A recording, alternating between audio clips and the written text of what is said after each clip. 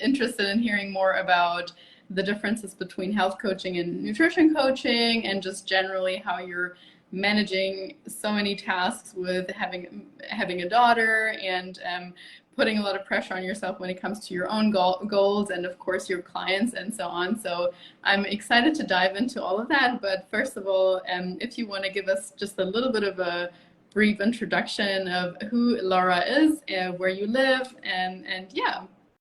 Awesome. Well, thank you so much for having me. It's so good to see your face. I know for people who are watching, we chat regularly, but we don't video chat. So it's nice to talk to you face to face. So yeah, I live in Calgary, Alberta, which is Canada, up north to the US, of course. Been in Calgary for almost 20 years. Grew up in the neighboring province of Saskatchewan, the Flatlands. We've been here. This is our home, and as you mentioned, we have a 6-year-old daughter, and married, happily married, and doing all the things. So when I moved to Calgary, I was working in corporate. I was working in oil and gas, the energy sector, and just kind of was thrown into reality from growing up in a small city, after university and stuff, and wow, trying to navigate the big city life and stuff. And during this time, I had always been active. I played recreational sports. I played sports in high school. I started resistance training in grade 10 when I was 15, to help with sports and stuff. So I was always self-educating myself with what is the best training program. And as you know, over the last 20 years, it has changed immensely, right? Yes. From, okay, you just got to do cardio, and then you have to do this resistance training, to aerobics, right? So I've lived through a lot of phases of the fitness industry. And I had a big mental shift when I went back to work after we had our daughter, and I thought, I don't want to be, it was a very time demanding job, and the way the industry was going anyway, it was starting to falter, it ebbs and flows. So I had a deeper desire to, okay, maybe this is my time to do something different that's more passionate for me. I wanted more time with my daughter, right? So, and I didn't want to be on call. I didn't want to live by someone else's schedule. And I didn't really recognize this at the time. I enjoyed the tasks that I was doing with work. I did not enjoy being in the office and having that scenario, right? And I never really, I really never thought of myself as an entrepreneur. So I just thought, okay, I ran across a really good course for the health coach certification. And it's not a weekend course. It was a 6-month course. It was really in depth, right? And I thought, this is different. I had never heard of health coaching. I was always interested in nutrition, fitness. This is what you do in the gym, and these are the results you'll get from doing this in the gym, and this is the meal plan you should follow in order to see the results you want. And so I was kind of narrow-minded in those regards. And then, as you know, well, maybe you don't know, but going through pregnancy, your body changes. And then afterwards, your body changes even more, and you can't really keep up with the changes. And there was this kind of, this will make more sense later, but one of the things that stuck with me is there was an older gal years ago, and she said to me, you know what, your body will never be the same after you have kids, so enjoy it now. And that always stuck with me, and I'm thinking, okay, so what does that mean? I need to put more time into my body now so that I don't gain a lot of weight after pregnancy. Like, what does that look like? What does that even mean? But it's interesting how those little tiny comments that she probably didn't even think twice about, they stick to you, and it changes you and it molds you. Yeah. So after I gave birth, and I was like, I'm going to be back in the gym in 6 weeks, and I'm going to be able to do pull-ups and stuff. And that is obviously not the case. I was delusional. It is not the case. And any parent who's watching, Gemma, I know that you're in the midst of your second recovery postpartum. So your body, and then it changes from day to day. And what does that mean? So, I digress. I'll go back to the health coach certification. I I got that. I started practicing health coaching and always still learning about nutrition and how that all plays a role. And then, as you know, I got more into the nutrition side of coaching, and which was really extremely valuable because I love the sciencey stuff. Mhm. I love the sciencey stuff and knowing how our bodies function. So I would do a lot of experimentation on myself, and I reached out to you, and I was, I was in a place where I knew the steps I had to take, but I just, had my barriers. I had those challenges I just couldn't work through. And I knew as a coach, sometimes we just need some help to pull that out of us. Absolutely. Right. Yes. No, So, I think that is such a good and important recognition sometimes when you're like, well, I know I can, knuckle my way through this and grind through this, but in the end, like, why? You don't get bonus points for doing it on your own. Like, there's literally no advantage other than saving a little bit of money to just knuckling through. But I'm super interested to hear just a little bit more about what, like, if somebody's like, okay, should I hire a health coach or should I hire a nutrition coach? And I know we've spoken about this in the past.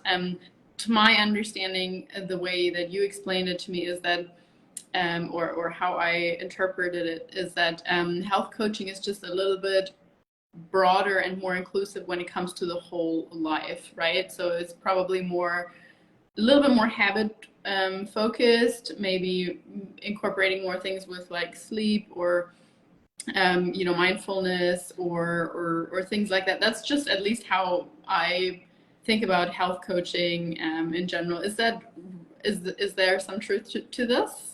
there is some truth, and I like to explain it like this: is so we go through life, as I mentioned. We have these feelings, these thoughts, these comments that are out there throughout our life. It could start as young as 5, 10 years old, and those little things, they stick to us.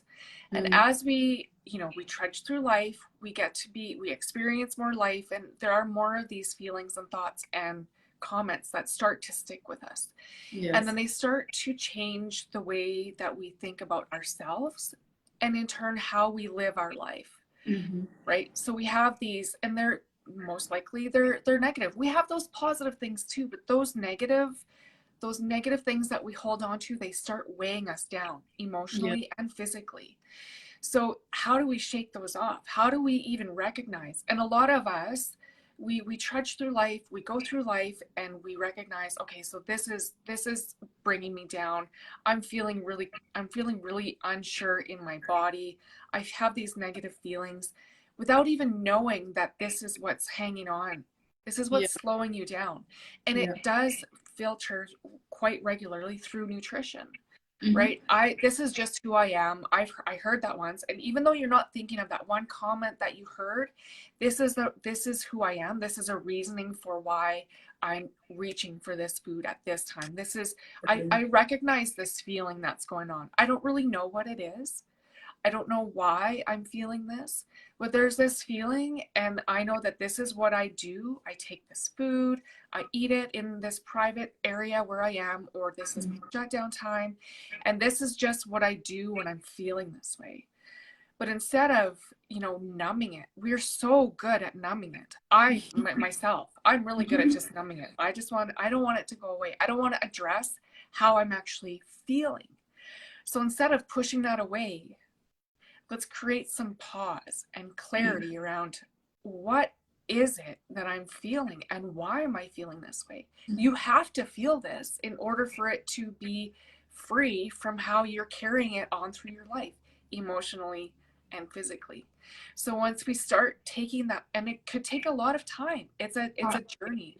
It's okay, I'm addressing this. This is very interesting. I didn't realize that 15 years ago, my mom said this to me, and I didn't realize I was hanging on to it. Hmm.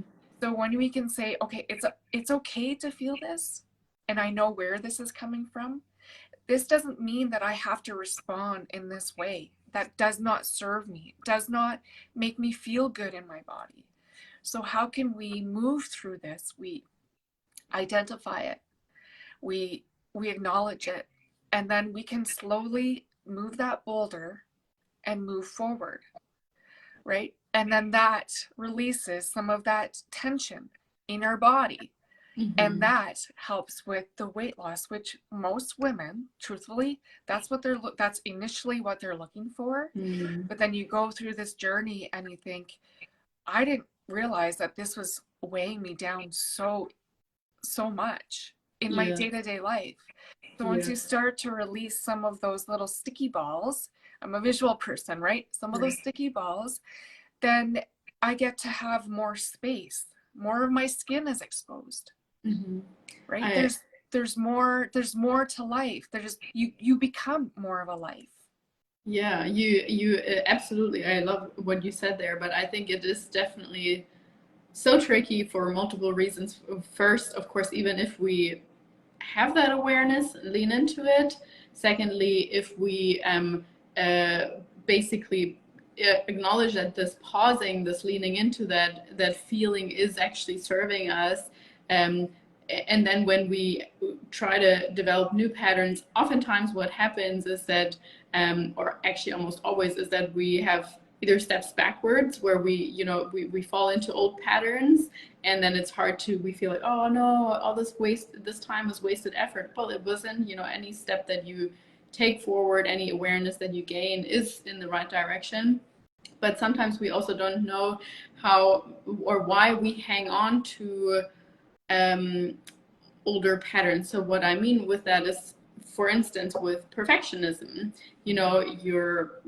I was saying also, like, I'm also a recovering perfectionist, or someone with perfectionistic tendencies generally places a lot of pressure on myself, and there's nothing wrong with being that kind of person in general. It has a lot of positive qualities, but not when it goes to the extent of basically holding us back from other things. So let's just say, okay, we're uncovering something. Being a perfectionist is making me eat too rigidly, or making me undereat, for instance.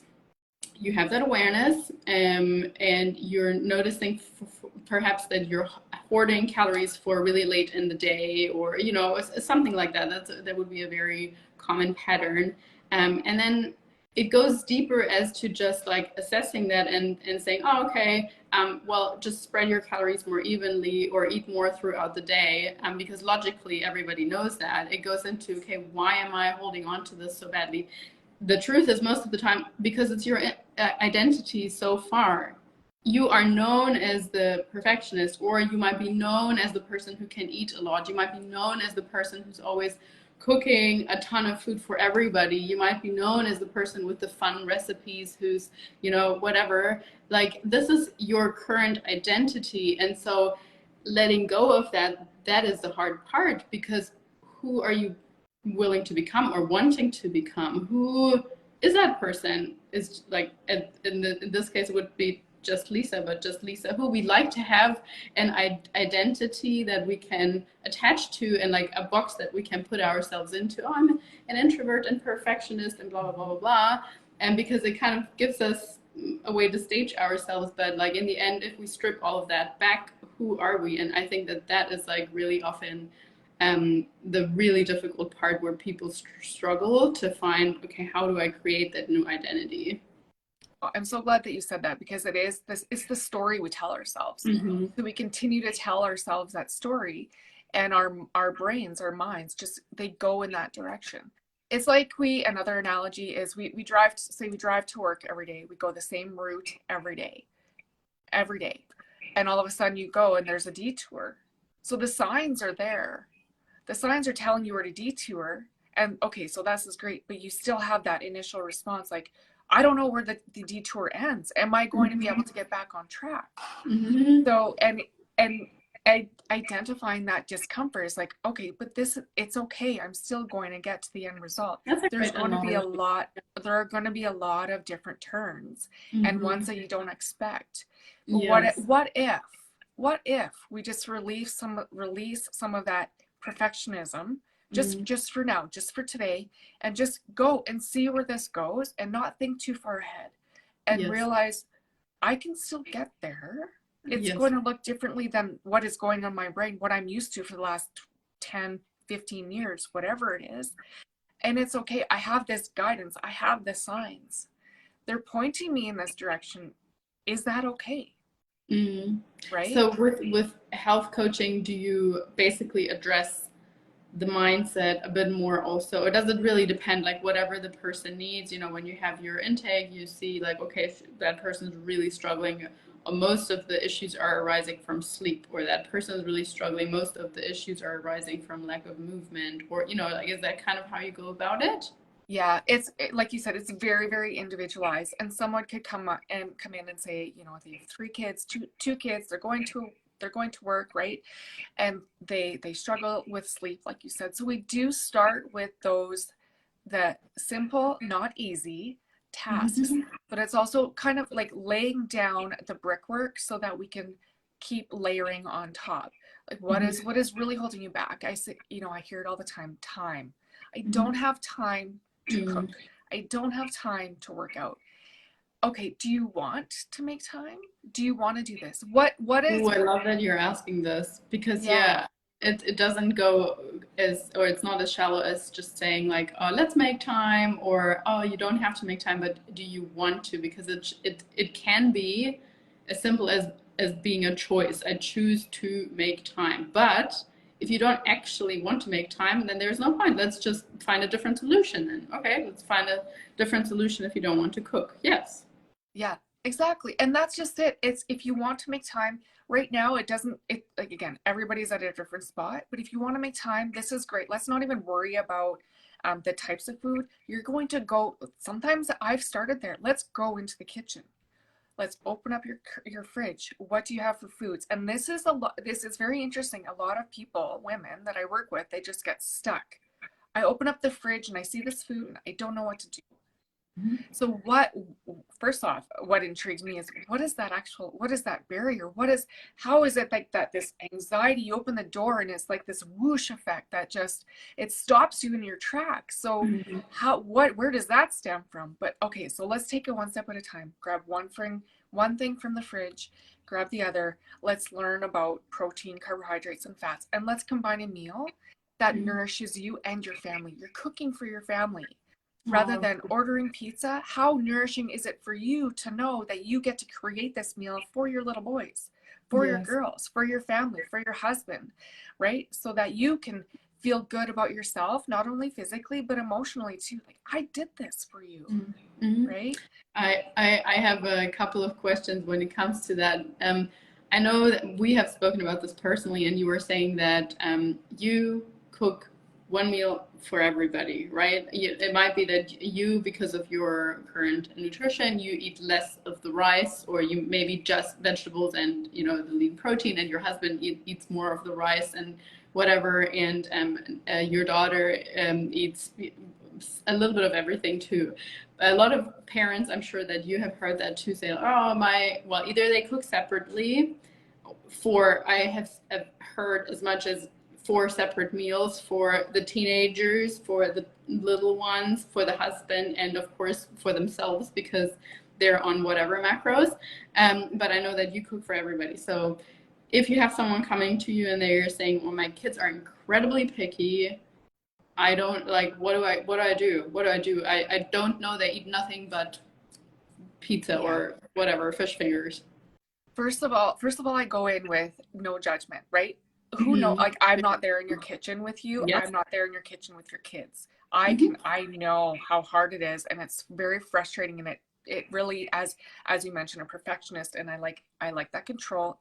I'm in rehab, right? I'm getting rid of that perfectionism and control, but it's more okay. So how can I work this for my family? What I do is I cook things individually. So I'll cook up ground chicken, I'll cook up rice, and I'll keep it separate so that I can combine meals per person, right? So cheese doesn't love me. I wish it did, but unfortunately it doesn't.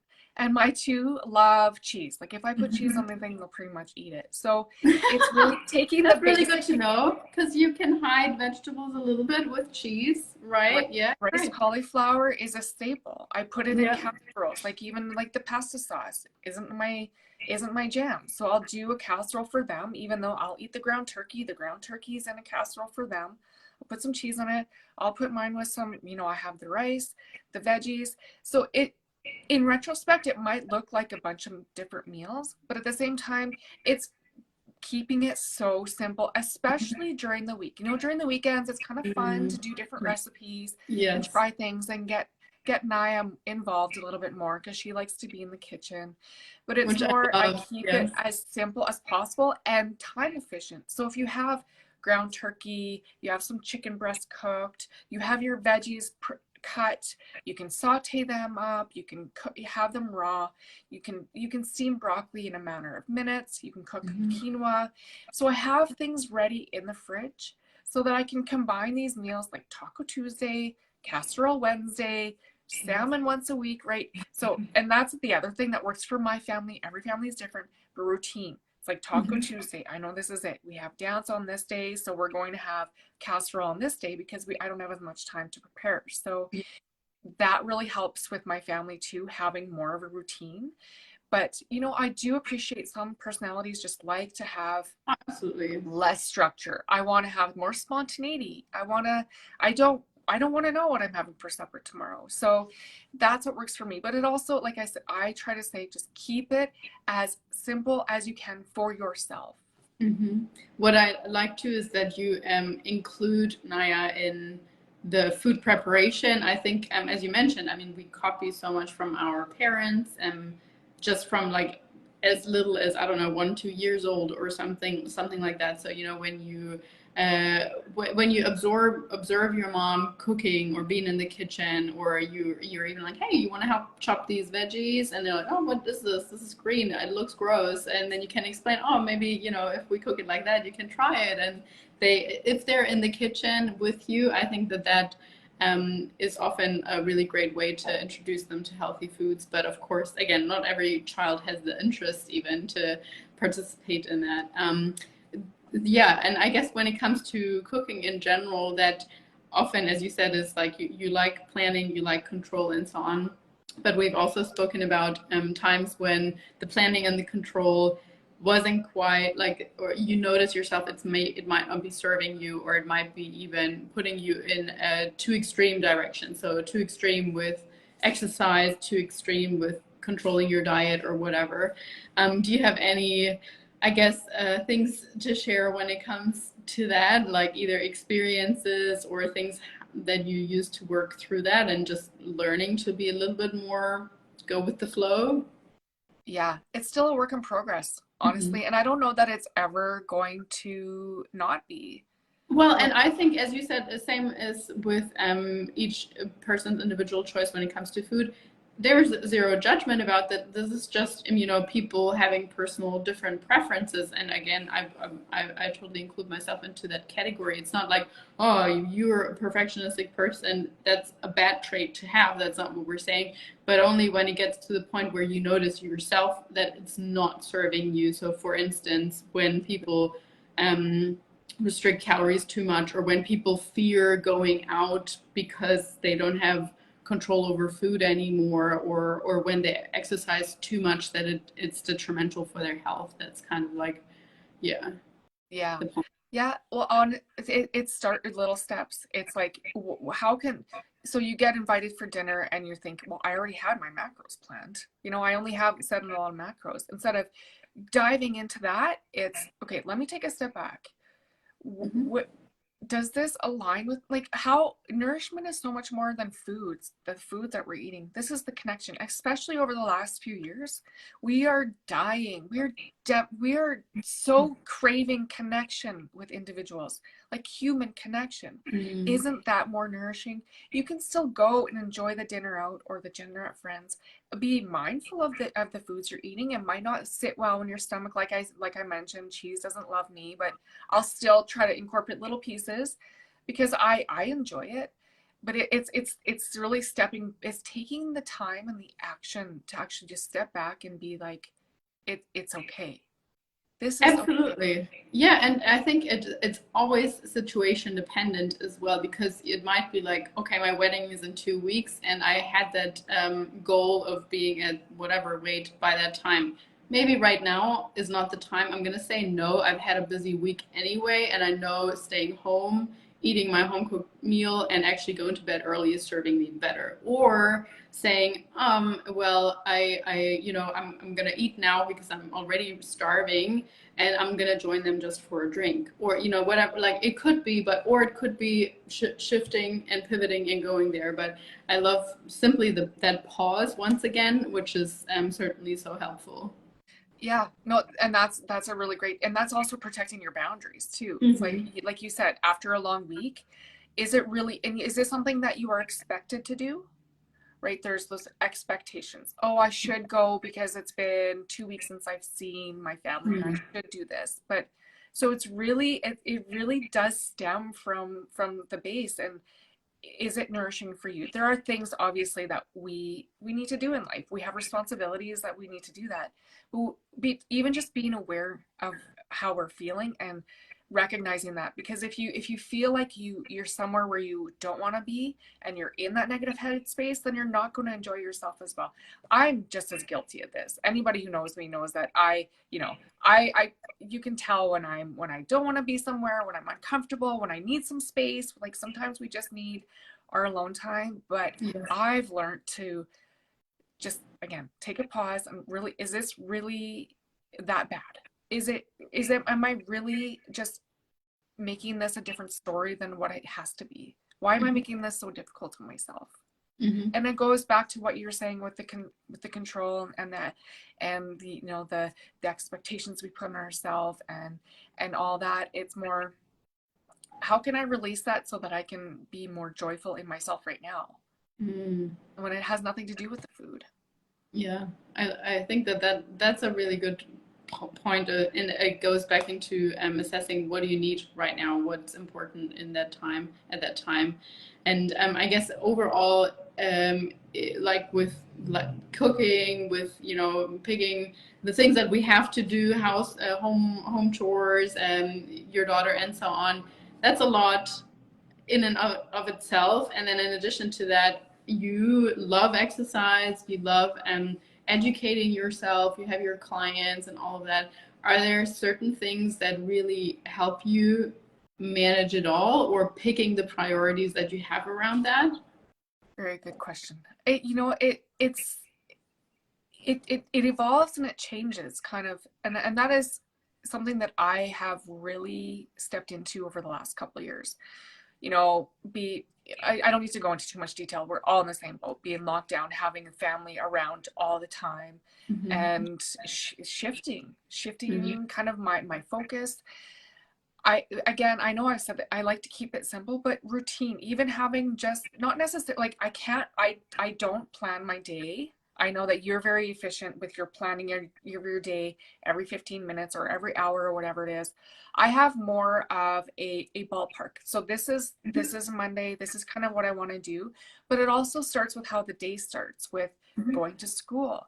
We have things that we do that are familiar and routine, because then that sets the day on the right foot, even when, Mm-hmm. especially with kids. It's like, there's a big change coming, so what is one little thing that you can do that is familiar for them so that Mm-hmm. they don't feel so unsteady during the day? It could be a piece of fruit that they enjoy on a day-to-day basis, or something small like that. So I know it's impactful for our little ones. It's the same for us too. So I try, for me, I don't know if that answers your question, but routine is really, really helpful. But Mm-hmm. I've accepted that I right now in this season of my life, I don't work well with a very structured routine. It's more, okay, so these are my priorities. This is what I can do today. My priority after school is, let's do homework, let's make dinner, and that's my priority right now. And it's been hard. It's like, as a busybody, as a mom, I need to check off my list. And Yeah. these are the things that I should be doing. How am I Yeah. going to grow my business if I'm sitting here doing homework with my daughter. Like, who has those thoughts? But it's reality. Yeah, of It's course. instead of having that continuous loop in your mind, it's, I get this opportunity to raise my, she's only going to be 6 once. What's going to Yeah, happen when she's 16? yes. So it's been a major mind shift. So in answer to your question, you have to find the seasons, they ebb and flow. We have to find how we can do what we need to do, what we want to do, and kind of encompass it into one and do that on a daily basis. Mm. And I think one beautiful thing that you said, and that I know that you live by as well, is you know your priorities. Like for you, you have said numerous times to me as well, you're so clear on that hierarchy that it makes all the choices easier. You say your daughter is your main priority right now. Probably very close to that is, you know, physical health for you, right? Like you're always getting your workouts in, you're always getting proper nutrition in. Self-care and you time is probably a bit below that, and maybe time with your husband, unfortunately sometimes a little bit below that too, and social things a little bit below that. There's nothing wrong with that. As you said, all these markers, they can shift and evolve, and that's what balance truly is. Balance is not like, oh, you need to have 25% here, 25% here. That's not life, and that's not right for, well, anybody or everybody. So I love that you simply know that, and in knowing that when those feelings creep up of, oh, I should probably work on my business right now, you're like, no, I'm doing the most important thing that I could be doing right now, because my priority is sitting here with my daughter, point number one. Or when you're feeling guilty for perhaps not having read as much as you wanted to for your one of your courses, you're like, no, it's okay. It's been a busy day. We had lots going on with her school. I got my workouts in. I have my food prepped. I have my most important things. If I get around to reading something tomorrow, that's great. But it's not, you know, something that I need to feel bad about. Or of course, I'd love to have a weekly date night, but right now we can only make a monthly date night work, and that's okay also. You know, like I love that simply having that priority list can ease some of the guilt that you might be feeling from time to time, or the pressure that you might be feeling from time to time. Well, and that's a good point. And when you say self-care, some of that, and you know just as well as I do, it's very hard to, when I'm not feeling well, and I'm not, even though I'm supposed to be working out today, you know, I have this workout on my docket, I need to take a step back and I need to rest. Mm-hmm. That's really hard too. And Yes. it's the same with the meal prep. It's like, oh, I don't have what I wanted prepared, and that's okay. That's okay for Yes. today. It's the Yes. overall, the big picture. It's Yes. tomorrow's a new day. Tomorrow, hopefully I'll have more energy. I can get back to working out, but it's really being aware of that and taking, again, the pause and stepping again. I'm still a work in progress, but Mm-hmm. that's the exciting part, is knowing that there's so much more growth, Mm-hmm. and it's okay right now. Today is okay. I love that. Yeah, would you have maybe like, or would that be one of your main takeaways for people who have been watching this, in the sense of, okay, how do I apply this to my own life when it comes to juggling family, when it comes to perfectionism or anything else? Yeah, I would say, like, start small. Start with something simple. Start with something that you know doesn't really serve you right now, and it could be a matter of something as, you know, I always have this at night when my kids go to bed, and maybe it's just a little too much. You know what? I'm just going to take a smaller bowl and put a little bit less in there, and then just recognize that wasn't so bad. And then you get the empowerment from making that change, Mm-hmm. and then going from there. And, you know, like I mentioned before, keeping it as simple as you can, and taking a pause, and then moving forward. Tomorrow's a new day. I have this new found awareness, and then I can apply this to tomorrow. Today might not have been my day. Tomorrow's a new day. I have this awareness. I have this little tool that I can start tomorrow, and then see how that goes. And I'll see, okay, so I did this tool. How can I expand on that the next day? That's awesome. I like that. Thank you so much. And yeah, thank you so much for your time in general. It's been awesome for me just to catch up with you as well. Likewise. And yeah, I think if people want to chat with you more, they can probably send you a message just here on Facebook as well. Is that, Yeah. would you Yeah, say that's probably the easiest. I'll respond there. awesome? Perfect. Well, thank you, Laura. I hope you have an amazing weekend. And once again, thanks for your time. And thank you, Lisa. It's been pretty fun to be on the screen. Thanks again. Awesome. Chat soon. Okay, take care. Bye. Bye.